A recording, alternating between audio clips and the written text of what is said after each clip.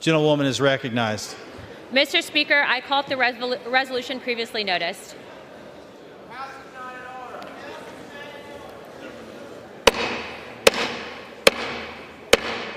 Members, please take your conversations off the floor.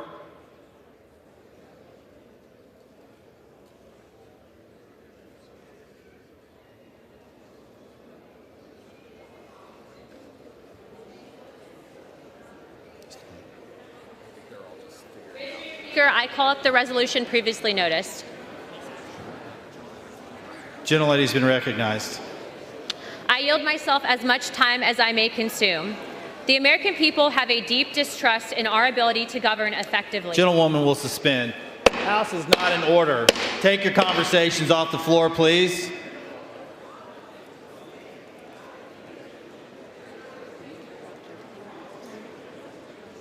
Just a sec.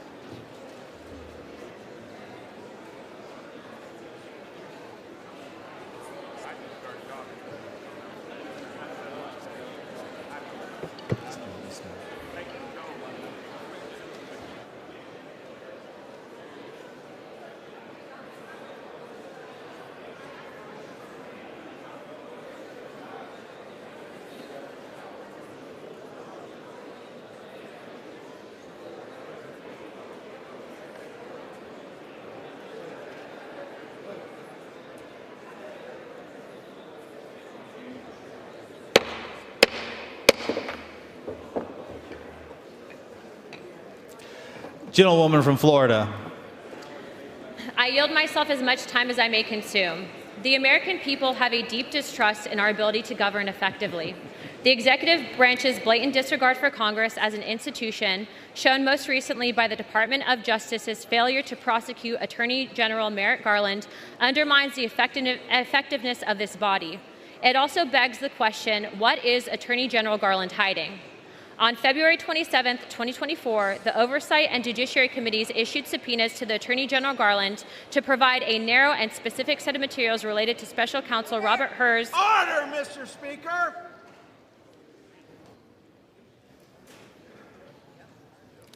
On February 27, 2024, the Oversight Judiciary Committees issued subpoenas to Attorney General Garland to provide a narrow and specific set of materials related to the Special Counsel Robert Hur's investigation into President Joe Biden's willful mishandling of classified documents.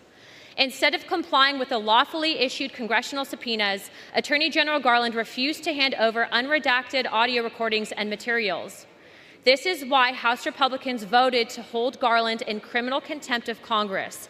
However, on June 14, 2024, the Department of Justice informed us that they would not uphold the law and prosecute the Attorney General for contempt of Congress. While we all expect the DOJ's response, the dangerous precedent it set cannot be overstated. In order for the House of Representatives to do its job, we must have access to the information that will allow us to make informed decisions on behalf of our constituents. With Attorney General Garland and the Department of Justice refusing to follow the law, we have been left with no choice but to rely on inherent contempt, our constitutional authority to hold an individual accountable for refusing to comply with congressional demands. Inherent contempt is within our Article I authority. It was first used in 1795 and was upheld by the Supreme Court in 1821 in Anderson v. Dunn. Since then, it has been reaffirmed many times by court. If we fail to hold Garland accountable, we will signal to whoever controls the White House it is impervious to congressional oversight and that the constitutionally recognized power of the House of Representatives is merely a suggestion and not to be taken seriously. If an American is presented with a lawful subpoena, he or she is expected that they comply or face the consequences of their defiance. Why should the Attorney General of the United States be held to a different standard? No one is above the law. We have reached a turning point where the urgency of this situation cannot be overlooked. And I want to remind my colleagues that House Republicans have already argued that Merrick Garland must be held accountable for defying 2 lawfully issued subpoenas. Today's vote will hold Attorney General Garland in inherent contempt of Congress and fine him $10,000 per day until he complies with our subpoenas by turning over the audio tapes. Over the past couple of days, I have heard false statements being made about this resolution, one of which was a claim that the bill of attainder that this violated a bill of attainder. This is simply untrue. In fact, the Supreme Court rejected the idea that inherent contempt is a bill of attainder in the 1927 case McGrain versus Dortie. This means that it is a constitutional right and within our authority under necessary and proper clause. Another false statement is that a fine cannot be paid with the appropriated money. However, this resolution clearly states that it is personal funds that will be used. I would like to remind my colleagues that that this Congress is not subordinate to the executive branch. It never has been and it never will be. This resolution will protect the integrity and independence of the legislative branch. And to each one of my colleagues, your constituents and this institution are relying on you to be on the right side of law and order. I reserve the balance of my time. Gentlewoman reserves. Gentleman from Massachusetts. I reserve. Gentleman reserves. Gentlewoman from Florida. I would like to recognize my colleague, Representative Derek Van Orden, for 1.5 minutes. Gentleman's recognized. Mr. Chair, this is a very simple issue. The United States of America is a republic that is designed specifically, and our duties are articulated in the Constitution of the United States of America. So when we are speaking to the executive branch as a co-equal branch, we are not sending requests. A subpoena is not an ask, it's a task. And for the Attorney General of the United States to completely ignore the Congress is unlawful, and it cannot be tolerated. This should be the most bipartisan bill that would pass in this Congress, because my Democrat colleagues also have been emasculated by the Attorney General. So I'm asking them to cross the aisle. Let's work together and make sure that we collectively are respected as members of Congress as articulated in the Constitution of the United States. And with that, I yield back.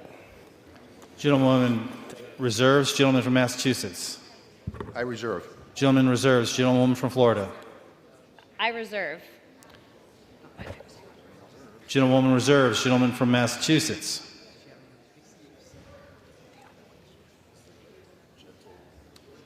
Does the gentleman seek recognition?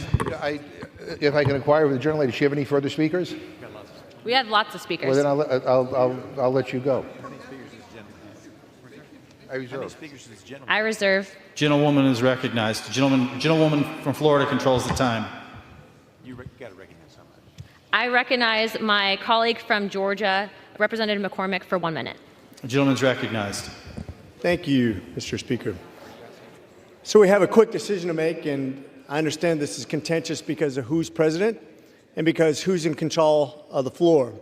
In the near future, we'll have maybe a new president, a new Senate, and things will be looked at very differently. But I think the most important thing here is empowering the legislative branch to do its duty, to have representation by the people in its most basic way.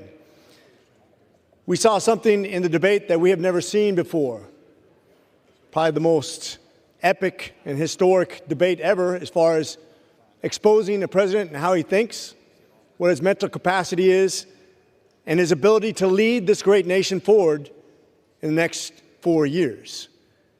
This is about the survival of our nation, about the representation of ideas, about the health of the most powerful person in the world. If we can get to the bottom of that, we can make great decisions on who we elect, and we can also, at the same time, have best representation from the legislative branch. And with that, I yield. Gentlewoman reserve. I reserve. Gentleman from Massachusetts. Mr. Speaker, I yield myself such time as I may consume. Gentleman's recognized. Mr. Speaker, this is a stupid resolution. Republican leadership knows this is a stupid resolution. Their own members know this is a stupid resolution, but they're beholden to the craziest MAGA members in their conference. And so this is what we get. Stupid resolutions on the floor because they're too chicken to stand up to the extremism in their own party. The Attorney General turned over the exact transcripts of the interviews that Republicans demanded. But that wasn't good enough, because this isn't about a dispute over a recording. Let's be real.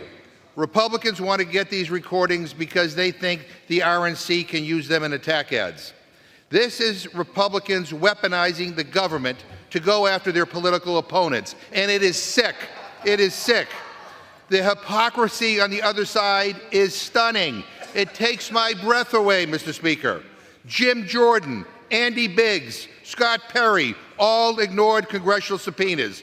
I go right down the list. Former Speaker Kevin McCarthy, former Attorney General William Barr, former Commerce Secretary Wilbur Ross, former Chief of Staff Mark Meadows, former Deputy Chief of Staff Dan Scavino, all ordered to testify.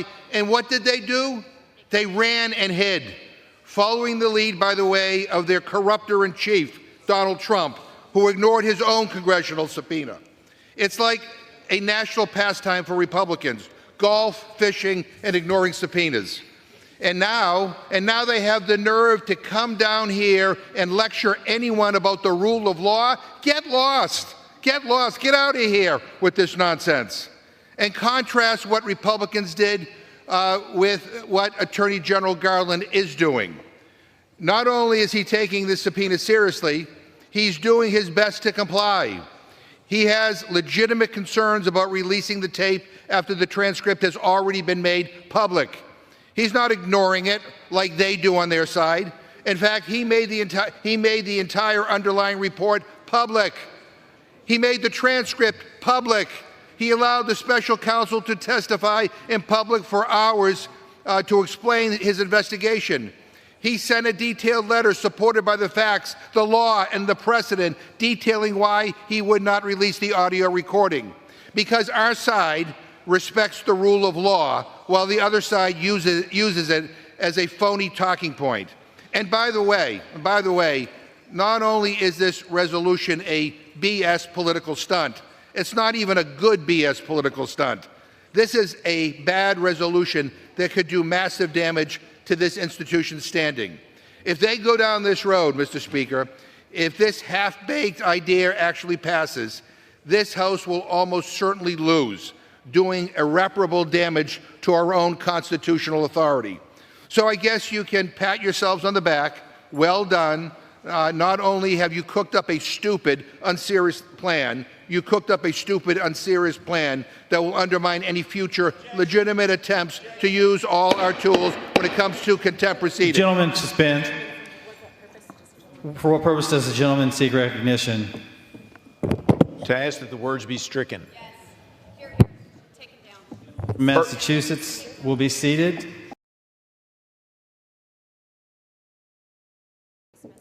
For what purpose does the gentleman from Massachusetts seek recognition? I ask unanimous consent to withdraw the offending words. Without objection, gentleman from Massachusetts is recognized. Yeah, Mr. Speaker, I just want to say for the record that this is the second time there's been an attempt to silence me by the freedom-loving Republican conference. So much for the First Amendment. But look, Mr. Speaker, I get it. They are desperate to distract from their failures. Their own members are saying that they've done nothing. And clearly they've deserted the American people in deference to Trump. And I get it. They want to distract from Project 2025. Gentlemen will suspend. Yeah. The chair would remind members to refrain from engaging in personalities toward presumptive nominees for the office of president. Okay. I'm trying to think what I can say.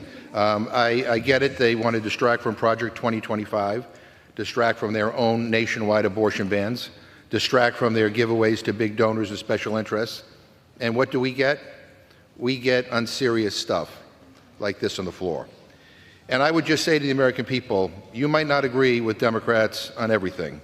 You might not think we're perfect, but we are focused on our job. We're focused on fighting inflation, focused on getting prices down, focused on bringing jobs back from overseas, on standing up for democracy, and on protecting the freedom of our constituents. And contrast that with what Republicans are focused on, wasting more time on political stunts instead of working with us to get things done. It is as simple and as sad as that. And with that, Mr. Speaker, I urge a no vote on this. I got to take this word out now on this resolution, and I reserve. Gentleman reserves. Gentlewoman from Florida. Mr. Speaker, how much time do I have? Parliamentary inquiry, Mr. Speaker. Does the gentlewoman from Florida yield? No. For an inquiry? I have a parliamentary inquiry, Mr. Speaker. The gentlewoman from Florida is recognized. How much time do I have, Mr. Speaker? 24 and a half minutes. Okay. I'm sorry, 24 minutes. Okay. I'd like to recognize my colleague from Georgia, Ms. Green, for 1 minute.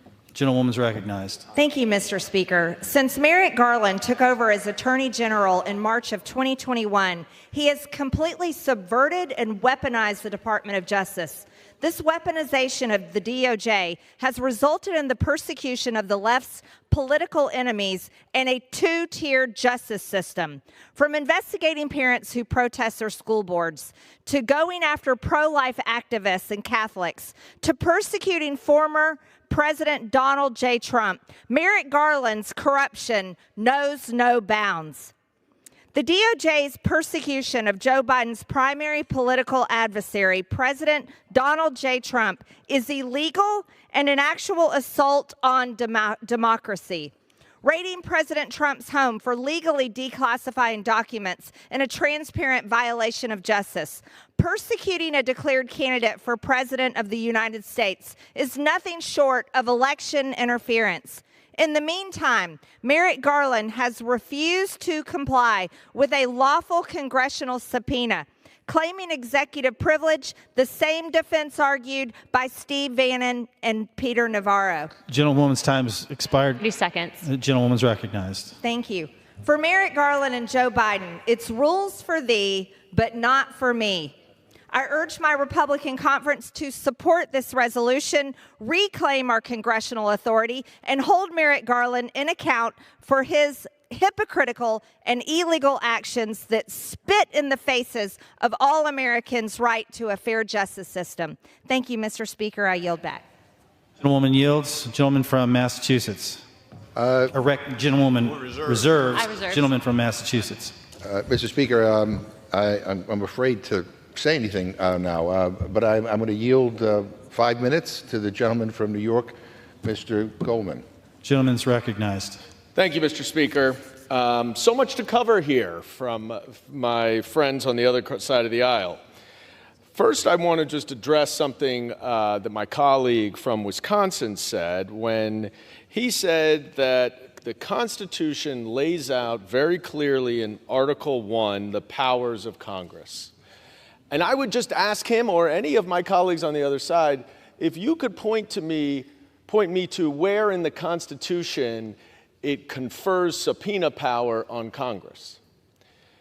You won't be able to because it is something established by the Supreme Court that is derivative from Congress's power to legislate. So the Supreme Court has set forth exactly what a congressional subpoena is authorized to do. In a recent case, you may remember it, the Trump versus Mazars case, because Donald Trump sued his accountant to prevent them from providing documents to Congress with a subpoena. Oh, congressional authority. That's what we're worried about here. Well, the Supreme Court reiterated purpose in order for a congressional subpoena to be valid. So I asked in our oversight when we debated this, what is the legitimate legislative purpose that any one of my colleagues on the other side of the can identify to justify a contempt finding here where they have the substance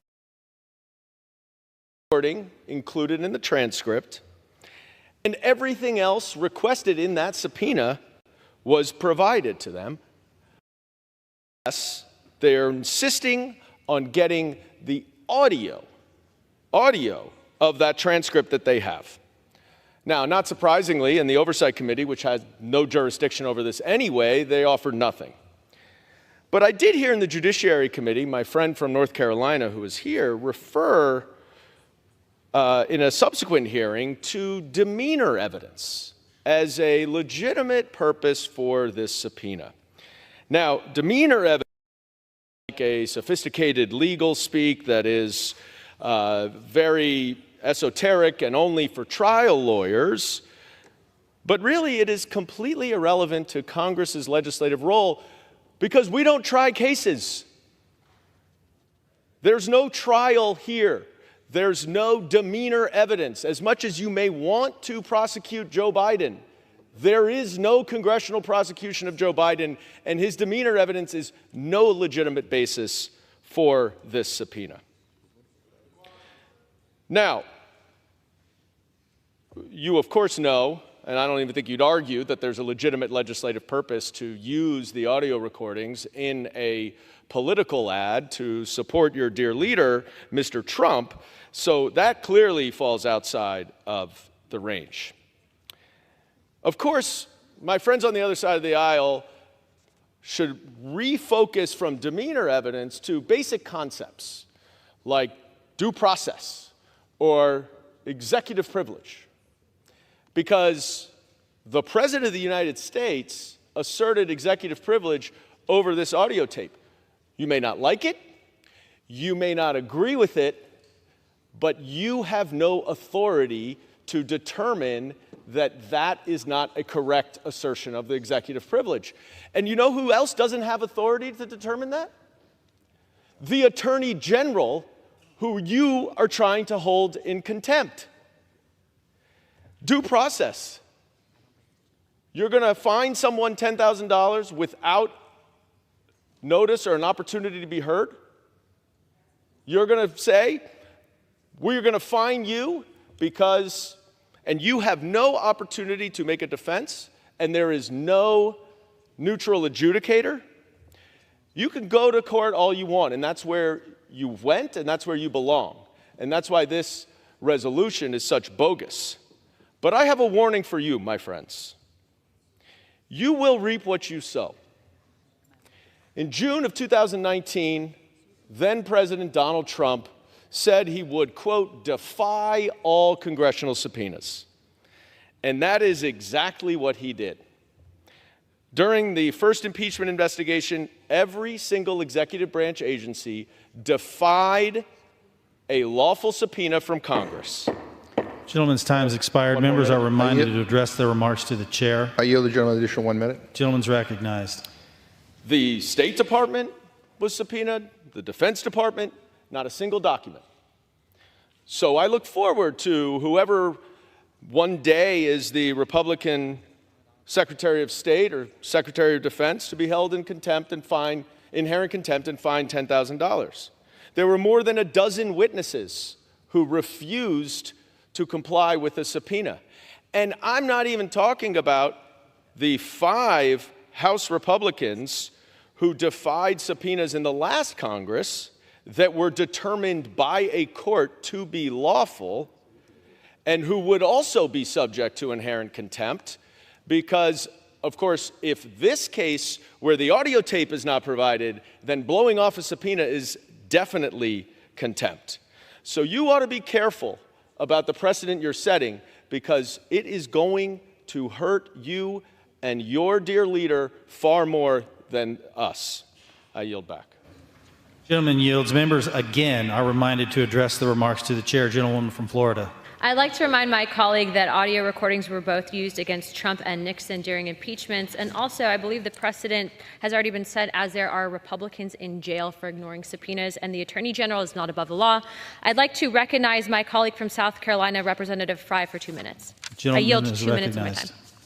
Mr. Speaker, I rise today in support of the resolution to hold Attorney General Merrick Garland in inherent contempt of Congress. This is not a decision that I take lightly, but one that is rooted in the fundamental principle and appreciation of our separation of powers. Merrick Garland claims that he will, quote, not back down from defending democracy, but he has gone to great lengths to ignore and discredit our legislative oversight. Merrick Garland claims that there have been, quote, unprecedented and unfounded attacks on the justice system, but all the while, in his Department of Justice, has weaponized our government in unprecedented and unfounded ways. And Merrick Garland claims again that he will, quote, continue to do the right thing. Well, the right thing here, Mr. Speaker, would be to comply with a lawfully issued subpoena. That we have the transcripts, you cannot now claim executive privilege over the tapes themselves. The Supreme Court case of McGrain versus Dortie put it best: a legislative body cannot legislate wisely or effectively in the absence of information, and where a legislative body does not itself possess the information, recourse must be had to others who do possess it. Gentleman's time has expired. Thank you. Gentleman from Massachusetts. Yeah, Mr. Speaker, I just want to note for the record that the gentlelady from Florida can say whatever she wants about President Biden and the DOJ, but I can't say what I think about this resolution. Maybe that's the way it works in the Kremlin, but we're in the United States Congress, and we're supposed to be able to say what we believe and be able to express ourselves freely. I mean, that's the First Amendment. And with that, I reserve my time. Gentleman reserves. Gentlewoman from Florida. I'd like to recognize my colleague from Virginia for 1 minute, Representative Griffith. Gentleman's recognized. Mr. Speaker, at what point will the United States House of Representatives stand up and say we aren't going to take it from the executive branch anymore? I say to my colleagues on the other side of the aisle, this is not about Democrats versus Republicans. This is about Congress versus the executive branch. If the executive branch had a problem with the subpoena, they should have not filed a motion to quash. They should have taken it to the third branch of government and made sure that the subpoena was proper. They didn't do that. They decided to be executive across the board to dictate to this House, elected by the people, what the terms were going to be. I won't stand for it anymore. It's time we used our inherent contempt and hold the Attorney General in contempt of Congress. Thank you. I yield back. I reserve. Gentleman reserves. Gentlewoman from Florida. I recognize my colleague, Representative Alford from Missouri, I yield 2 minutes of my time to Representative Alford from Missouri. Gentleman's recognized. I'd like to thank the gentlewoman for bringing this resolution. It is with a heavy heart that we are here today. Look, no one wanted to take it to this step. This has been forced upon us by the Attorney General of the United States of America. He has thumbed his nose at this very institution. Mr. Speaker, if you look in the drawer right below you right there, because I was up there 2 days ago, and you pull out the drawer, there is a book this thick, the Jefferson Manual. On page 142 through 147, you will find delineated and described caseloads of inherent contempt upheld by the Supreme Court of the United States. Now, I will grant you this. This tool in the toolbox of the U.S. House of Representatives has not been used in some time, but that does not mean it is ineffective and should not be used. This body is precious. We need to protect this body. And when another branch of this government thumbs its nose at this body, we have to act to protect the reputation and the prestige of this body, or we will lose it. The Attorney General is not above the law. Merrick Garland, as a federal judge, if someone had ignored his subpoena, he would have them in jail, locked up that night. Our option under the Jefferson Manual is to do that very thing, to have the Sergeant of Arms go and arrest the Attorney General. We are choosing not to do this. Instead, a $10,000 fine till he turn over this tape. And no, at this point, this is not about what's on this tape. This is about the principle of the United States House of Representatives protecting its reputation and bringing to justice, bringing to light the information on that tape, and securing the liberties of the United States of America. If we do not do this, our republic will be lost. This is so important to our body and the future of what we must do here. And with that, I yield back. Gentleman yields. Gentleman from Massachusetts. Yeah, Mr. Speaker, there are a lot of things that I've heard on the floor today that I find offensive. But I'm not a snowflake, so I'm not going to try to silence anybody. So with that, I reserve my time. Gentleman reserves. Gentleman from Florida. I yield 1.5 minutes to the gentleman from Louisiana, Representative Higgins. Gentleman from Louisiana is recognized. Thank you. Mr. Speaker, and to my colleagues across the aisle, this is about the quality of the evidence. Surely everyone recognizes that the Oversight Committee is a body of authority of Congress that has a responsibility to hold the executive branch accountable. So in the process of our committee work on the Oversight Committee, we seek intelligence and data from the executive committee all the time. Sometimes it's voluntary, sometimes it requires a subpoena. In this case, we had to use subpoena authority, which we did. That's a process that we went through. They provided us a description of the evidence. A transcript is not an audio file, it's a description of an audio file.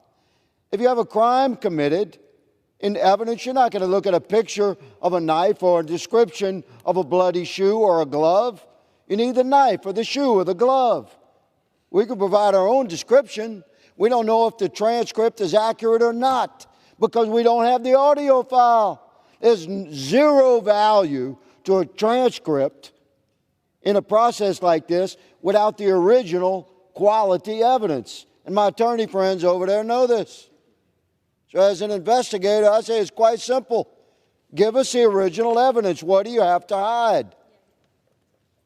Thank you, Mr. Speaker. I yield. Gentleman yields. Gentleman from Massachusetts. I reserve, Mr. Speaker. Gentleman reserves. Gentleman from Florida. I reserve. Gentleman reserves. Gentleman from Massachusetts. Don't we have any more speakers? How many speakers does he have, Speaker? We don't. I don't see anybody here, but we may. They may come down. Gentlewoman from Florida. Speaker, how many minutes do we have left? 17 minutes. Thank you. I would like to recognize the gentleman from Texas, Representative Roy. 2 minutes. For how much time? 2 minutes. Gentleman's recognized. Thank the Speaker. I thank the gentlelady from Florida. The reason we are here, the reason that the Attorney General of the United States has already been held in contempt is because Special Counsel Hur interviewed the President of the United States, and the Attorney General provided to Congress at our request a transcript rather than an audio recording. We believe the audio recording is necessary for us to understand the extent to which the President was able to answer the questions before him and why Special Counsel Hur chose not to pursue charges directly as a result of what he put forward as the likelihood that the President would not be found effectively competent to stand trial. We believe that is central to the question. And in terms of legislative purpose, what we're talking about here, by the way, is an impeachment inquiry. And the tools of the House through the Judiciary Committee includes our ability to go forward and get the appropriate information, and we have a purpose, which is the impeachment inquiry. Nothing more, nothing less. Now, in the Judiciary Committee, the Attorney General of the United States, and a question that I asked, his response was that the evidence was the same. The transcript and the audio was the same. Well, if that is true, then the Attorney General has no real basis, having already waived privilege on the transcript, not claimed privilege on the transcript, has no real basis for not giving the audio to the United States to carry out its duty for an impeachment inquiry. I yield back. From Massachusetts. Yeah, Mr. Speaker, I find it curious that my colleagues on the other side of the aisle have not said one single word about Jim Jordan defying a congressional subpoena. But then again, this debate is not on the level. I reserve my time. Gentleman reserves. Gentlewoman from Florida. I would like to yield 2 minutes of my time to the gentleman from Tennessee, Representative Burchett. Gentleman from Tennessee is recognized. Thank you, Mr. Speaker, and I want to thank Congressman Luna for yielding to me. A few weeks ago, Congress held Attorney General Merrick Garland in criminal contempt of Congress, Mr. Speaker. He refused to comply with 2 congressional subpoenas and handed over the tapes of the President's interview with Special Counsel Robert Hur. After an interview, Robert Hur called the President a sympathetic, well-meaning, elderly man with a poor memory. And that's a quote. It's clear the Attorney General is trying to cover up our President's mental decline, but it's not working. Every single person can see that the President is not well. The House already voted to hold Attorney General Merrick Garland in criminal contempt of Congress a few weeks ago for defying the subpoenas. But there are 3 different kinds of contempt, Mr. Speaker: criminal, civil, and inherent contempt of Congress. Holding someone in criminal contempt puts the Justice Department, which is controlled by Merrick Garland, in charge of taking action against the person. By holding him in inherent contempt, we put the responsibility back in the hands of Congress, where it belongs. This resolution fines the Attorney General $10,000 every day he continues to defy the congressional subpoenas and hand over those tapes. Some folks don't want us doing this right now, and I understand that. It is an election year. I think that's exactly what we need to do, though, right now. These tapes will show the American people our president is not well and not fit to be president of the United States. No one, not even our attorney general, is above the law. He needs to be held accountable and hand over those recordings to Congress. Thank you, Mr. Speaker, and I yield back. The gentleman yields. Members are reminded to refrain from engaging in personalities toward the president, to include making reference to other sources that would have been out of order if spoken in the member's own words. Gentleman from Massachusetts. Reserved, Mr. Speaker. Gentleman reserves. Gentlewoman from Florida. I yield 2 minutes of my time to the gentlewoman from Colorado, Representative Boebert. Gentlewoman from Colorado is recognized. Thank you, Mr. Speaker, and thank you to my friend Ana Paulina Luna, the representative from Florida, leading this important resolution. I just have one question. What is the Biden administration trying to hide? Attorney General Merrick Garland's refusal to produce evidence establishes a clear pattern of obstruction by the Department of Justice, or rather injustice during this administration, to cover up Joe Biden's wrongdoings. Joe Biden has lied to the American people about his mishandling of classified documents. Never mind the stories about his uncle being eaten by cannibals. We're not touching that today, but he has also repeatedly denied knowing about or being involved in his family's influence peddling schemes, which the Oversight Committee can now show has raked in $18 million from foreign individuals and entities for Biden family members, including Joe Biden himself. And after the debate, it has grown increasingly apparent that Joe Biden has repeatedly made false statements to the American people about his ability to even lead this country.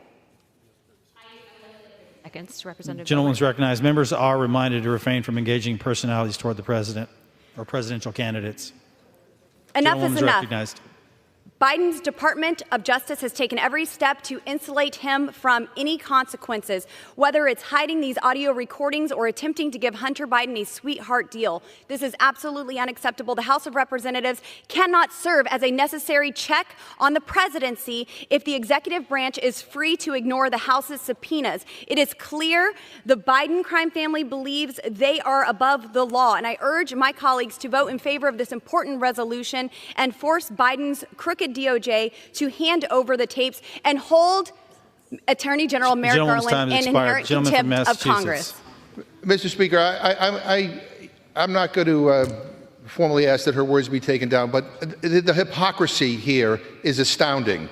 I get silence for characterizing a bill in a negative way, and they continue to insult the President of the United States and his family and everybody else. This is outrageous. It has to stop. This is the House of Representatives. This is not some right-wing radio talk show. This is where we're supposed to have serious debate. This is just wrong.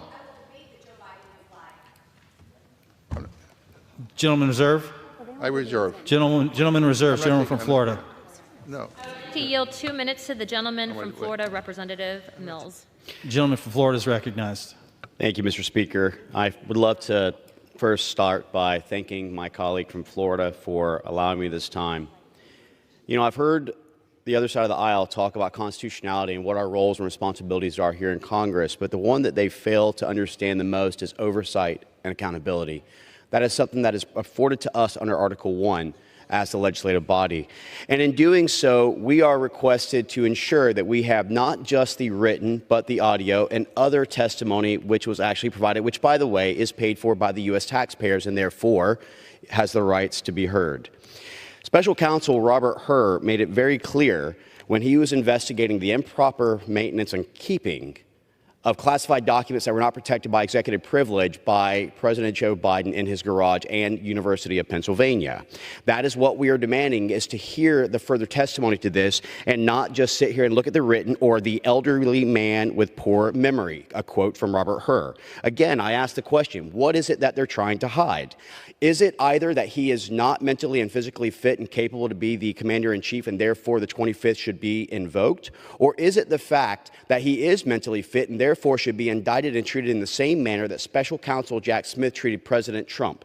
It has to be one or the other, and the Trump audio was actually demanded by Congress during their continuation of the Russia, Ukraine witch hunts. We will also note that the House has actually done this to hold people in contempt, and that we have right now Peter Navarro and Steve Bannon, who has been in prison for this very same thing. So I urge all of my colleagues to support Ms. Luna's resolution and ensuring that we, as Article 1 congressional bodies, uphold our constitutional oath and responsibility to guarantee that the rule of law is maintained and kept at all times. With that, I yield back. Gentleman yields. Members, again, are reminded to refrain from engaging in personalities toward the president or presidential candidates. Gentleman from Massachusetts. I reserve. Gentleman reserves. Gentlewoman from Florida. I would like to yield 2 minutes to the gentleman from Pennsylvania, Representative Perry. Gentleman from Pennsylvania is recognized. Thank you, Mr. Speaker, and I thank the gentlelady for bringing the resolution to address the other side's claims about subpoenas to members. They're invalid when you get your buddies together, predetermine the outcome, and then have an illegitimate committee, so-called, that doesn't follow and comport with the rules of the House. And oh, by the way, some of the members accused here were never even served those subpoenas. So let's be careful about disparaging our colleagues. Now, on the issue at hand, Mr. Speaker, this was a criminal investigation conducted by Robert Hur, a criminal investigation on the President of the United States for classified documents for which he was not authorized to have, because at the time he had them, he was not the president. He was the vice president or a senator. In either case, not authorized to have those documents outside the chain of custody and outside a SCIF. He had no courier orders. They were just stored in his garage or at the Penn Biden Center. That's the crime. The crime was committed. That's actually not in question. Robert Hur essentially said that there was a crime committed. The question is of the evidence of the crime committed.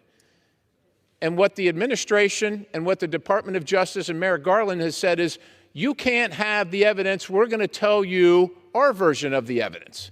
Well, that's not how it goes in criminal trials. We don't say to the defendant, well, you give us your version of the evidence and we'll see if that's good enough. Prosecutors go get the evidence and then determine where it leads. This House of Representatives demands the best evidence, not somebody else's version of the evidence, but the actual evidence and the best evidence available, not because the House of Representatives inherently needs it, but because the American people need to judge for themselves about the crime that was committed and then why Robert Hur decided not to prosecute that crime. I yield the balance. The gentleman yields. Members, again, reminded to refrain from engaging in personalities toward the president or presidential candidates. Gentleman from Massachusetts. Yeah, just for the record, the Attorney General is not ignoring anything like they do on their side. In fact, he made the entire underlying report public. He's released the entire transcript. He has done everything that was expected of him. But once again, Mr. Speaker, I need to point this out for the record. My Republican colleagues don't care when Republicans ignore subpoenas. That's okay. But they have a different standard for Democrats. Just like in debate, Republicans can say whatever they want. Personal attacks against the president, personal attacks against the Attorney General, awful things. They're fine. That's okay. They can say whatever they want. I characterize a bill in a way that they don't like, and they threaten to silence me, to take my words down. This is not the Kremlin, my friends. This is the United States House of Representatives. We still live in a democracy where people can express themselves. That has not changed, at least not yet. And with that, I reserve. Gentleman reserves. Gentlewoman from Florida. Mr. Speaker, how much time do I have left remaining? Gentlelady has 8 minutes remaining. Mr. Speaker, I yield 2 minutes to my colleague from Arizona, Representative Biggs. The gentleman from Arizona is recognized. Thank you, Mr. Chairman. I thank the gentlelady. What I find intriguing is we've had references repeatedly tonight, this is not the Kremlin, and assertions that some of us received subpoenas and didn't respond. But this individual doesn't know the facts. When a subpoena was issued, does he know whether service was ever made? Does he know that? The answer is no, and it wasn't. So let's talk about why we're here today. The other side says, wait a second, Mr. Garland was in compliance because he provided a written transcript that was accurate, except for what happened. 3 weeks ago now, the DOJ itself, in pleadings to the court, said, we made changes to the transcript. But don't worry about those changes. They were de minimis. We took out repeat words, we took out pauses, we took out all kinds of things that were just small in nature. But how do we know? We don't know. But there was an audio recording. Isn't that fortunate? There was an audio recording. And just like in the Nixon tapes, and this is the controlling law here, the court said, if you change the written transcript, you got to provide the audio recording. That's what the court said. My friends across the aisle say, we've got to rely on what the court said. The court said, if you've doctored or altered or changed or edited the transcript, the written transcript, you got to provide the audio recording. That's all we're asking for. Comply with that. Comply with the law. Comply with the subpoena you were given. The subpoena that you didn't contest, that you admitted you were served with, that you admitted controls, but now you claim executive privilege. But you can't claim executive privilege because you waived it. The courts have ruled on that too. It has to be timely.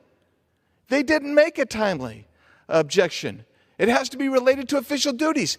It wasn't related to official duties. I yield 30 seconds. Gentleman's recognized. Thank you, and I thank the gentlelady. It wasn't related to official duties. They have waived the privilege. Merrick Garland waived the privilege. He now needs to respond, and he continues to say no.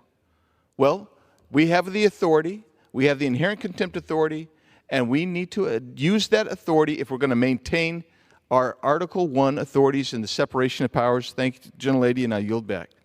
Gentleman from Massachusetts. Mr. Speaker, I want to yield 3 minutes to the gentleman from New York, Mr. Goldman. Gentleman's recognized. Thank you, Mr. Speaker, and I thank the ranking member. I'm sorry for this body that you have had to endure such hypocritical conduct in silencing you. But luckily, I'm not silenced, and I'm happy to respond to some of the bogus and egregious allegations from my colleagues on the other side of the aisle. First, my friend from Georgia expounded upon the weaponization of the Department of Justice by President Biden. And it was interesting to me that she mentioned that the Department of Justice is apparently, under Joe Biden's direction, persecuting Catholics.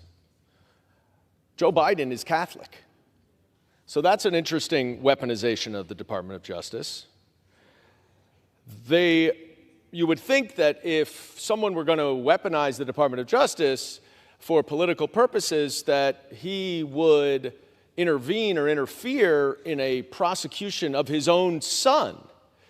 But no, he didn't do that. In fact, the only people who intervened and interfered in that investigation were my colleagues on the other side of the aisle, who inappropriately and improperly intervened in an ongoing federal criminal case by urging a judge to reject a plea agreement in the Hunter Biden case.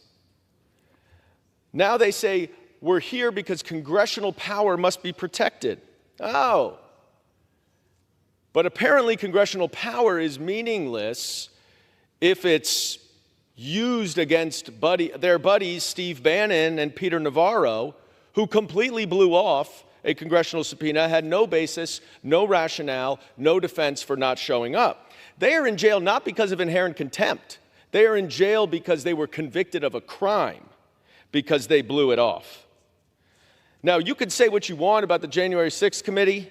You can say it was unlawful. Well, federal judges determined it to be lawful. And if your excuse as to why you did not comply is that you did not receive service of the subpoena, it's laughable.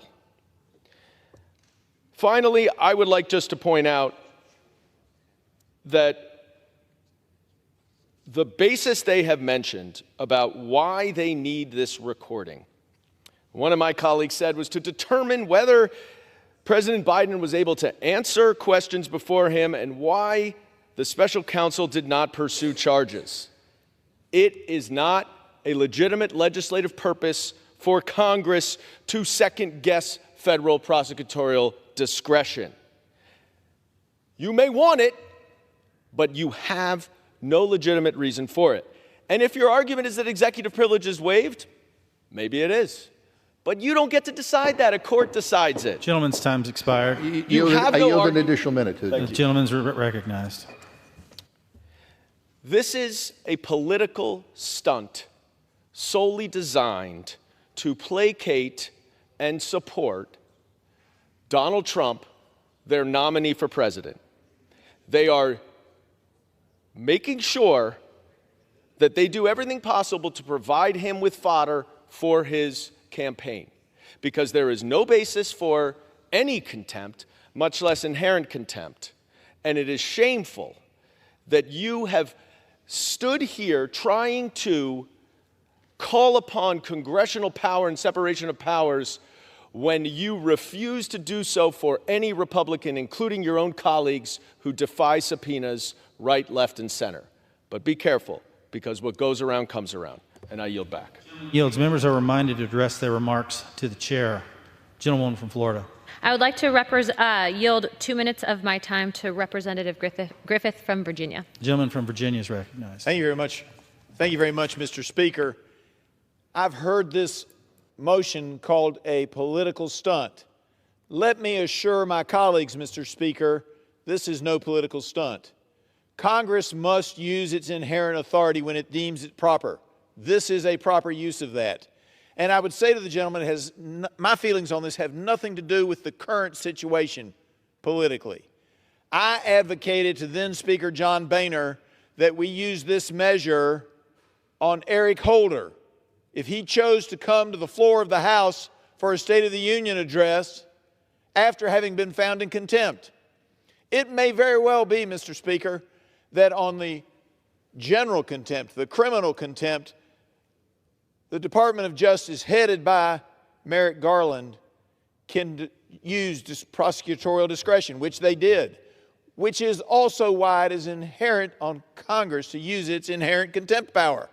Because if we only can rely on the Attorney General to hold himself or charge himself with contempt, Congress no longer has the power to subpoena.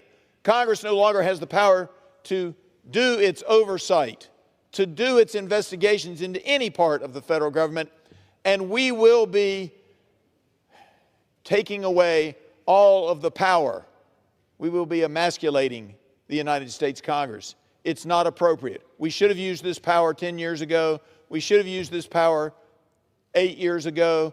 And now we must restore the ability of the United States Congress to get its subpoenas answered from the executive branch of this country. And if there's a problem, Mr. Speaker, if the executive branch thinks we've overreached, if the executive branch thinks we've done something wrong, we have a third branch to make a decision on that. But the first step is for us to recognize and defend our constitutional prerogatives, to do our job, and to defend the United States Congress with inherent contempt against the executive branch. I yield back. Gentleman yields. Gentleman from Massachusetts. I reserve. Gentleman reserves. Gentlewoman from Florida. I reserve. Gentlewoman reserves. Gentleman from Massachusetts. Is the gentlelady ready to close?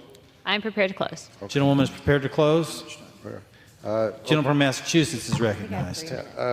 Mr. Speaker, I feel very sad for our country based on what is happening right now on the House floor. I don't believe this is a serious effort. I believe it's very political, quite frankly. I mean, what this really is about is, are Republicans upset that they can't get their hands on an audio recording, so they can use it in an RNC attack ad, and that's what really this is all about.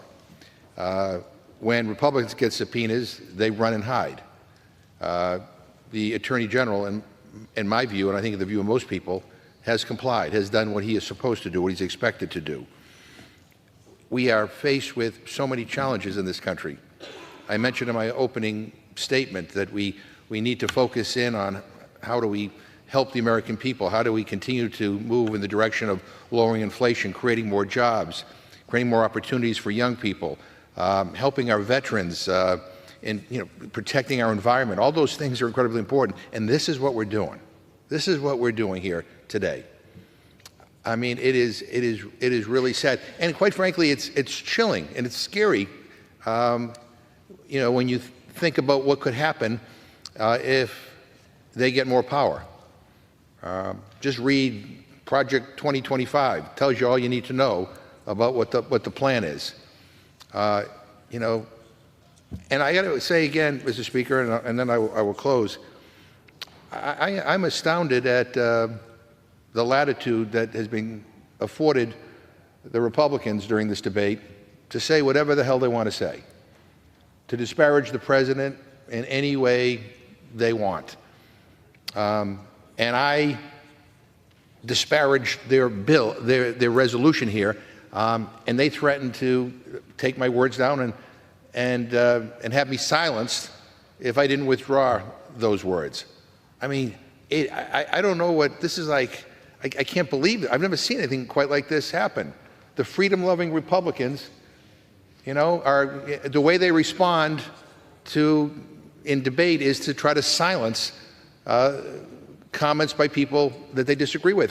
This is chilling. This is not what this institution is about. This is not what this country is about.